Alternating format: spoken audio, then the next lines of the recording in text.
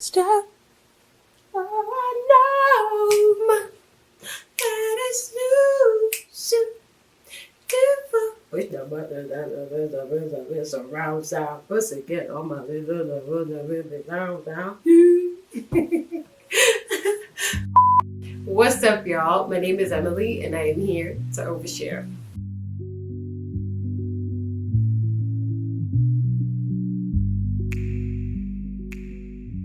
Hi guys, welcome back to my channel. Thank you so much for clicking on this video. I hope you are well today. And today's video, I'm titling it, It's Not a Coincidence. And I basically just want to talk about the past resurfacing. And I hope to keep it brief and to the point. And so I have pointers down here just in case you see me looking down on the book. Just know it's for reference and to just shorten this. So to start, I will just read this which I wrote. Life will present you with experiences, people, and things to best guide you to your awakening.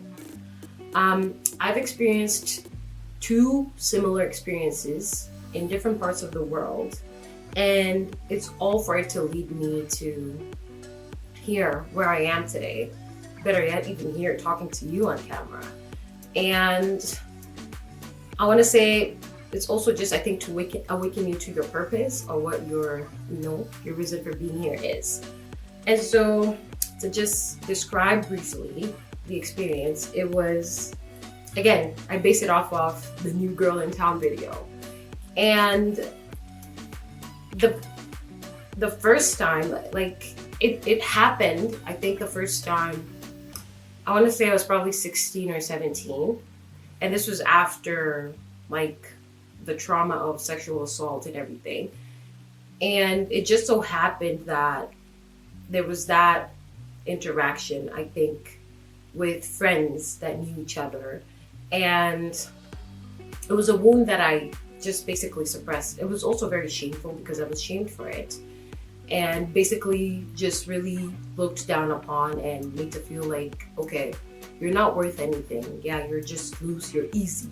You're whatever, you know? And I really internalized that.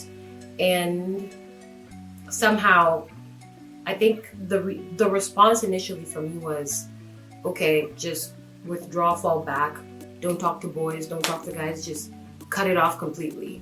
Which I did, but even then, what I didn't realize is that it also made me very angry. And I remember, I go about life in a way that people assume that I'm this tough person. Like, I've been told, when in Cali, you know? And I think a lot of it stemmed from that. So anyways, to fast forward and to come to a new country, a new city, where I know no one except my family, and for the same thing to have happened again, for me, that was like, oh my God, you know? But at first I didn't see it like that. It was triggering, right? And it triggered me to lead me to the core wound, you know? Not that there weren't other wounds. There were wounds that came from that, but the one that I think played a very significant part in my life was the assault. And that happening here in a place where I know no one else. And for it to be the same thing happening, it was painful at first, obviously, and shameful even to an extent, because when you base it off of society and what society has told you, then obviously, I mean, there's shame put on a woman when, you know, you're, I think, sexually open or whatever the case may be, or if it is that maybe you've had multiple partners. So anyways, with that having happened, in a new foreign country, like, it was quite the shocker for me also. And when I did, walk that journey and come to that realization again, it's something that I feel like I'd already suppressed and just forgotten about completely, you know? But that which happened recently pointed me to that. And so with that being said, the lessons and the growth that has come out of that experience, it's been amazing. And to best just advise anyone that's probably has seen or observed the same thing in their life experience, all I can tell you is to Rise up to that which life has presented you with, and be present enough to best navigate the situation. And then let go of the need to resist or justify, and allow all that you're experiencing to be. Like just take it as it is. Like look at it as it is. Don't try to come up with rationale, explanation, logic, this, that. You're going around the issue. But just look at what the issue is, and life is pointing that to you. And then forgive yourself for all that you feel unforgiveness for, and accept and embrace the experience. And then use the tools that you acquire in that experience, or in the learning experience of that, to best continue to navigate your life moving forward. And questions I can give you to kind of help you just dissect the situation, whatever your situation is. Just ask yourself, what is life pointing me to? And what do I feel about it? And be very honest, be very candid and honest in your expression of it. And then ask yourself, what role do I play?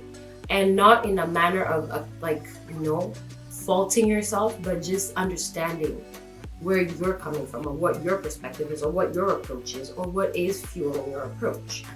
And then ask yourself, how am I willing to improve or resolve? And again, be very honest and very candid with your answers. And then lastly, just ask yourself, can I let go and move forward?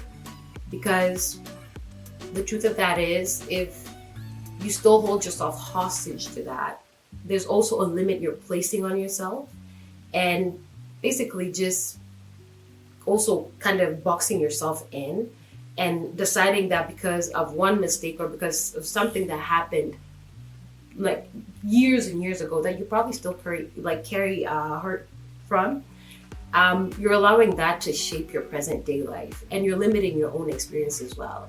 And to free yourself, to truly free yourself, just choose to let go. And it's not to say that it's a process that you're going to do, or like it's something you're going to do overnight and be done with. No, man. There's a process also in letting go. And again, just start with decipher what your situation is, what your experience is. Better yet, what your pattern is, and then work from there. And out of that, growth comes. And it's a beautiful thing to experience. And also it frees you to just continue on living your life. Just because you made mistakes or you did something wrong or bad back then, doesn't mean that you stop living your life. Doesn't mean that you just decide, okay, now I'm done. No. You can try again, you can live again, you can be happy, you can be joyful.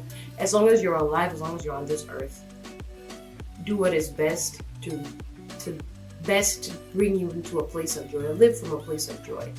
But yeah, that's pretty much it for this one. And I hope it helps somebody. I hope it makes sense. And yeah, thank you so much for getting to the end of the video. And don't forget to like, share, comment, subscribe, and the whole thing. Bye.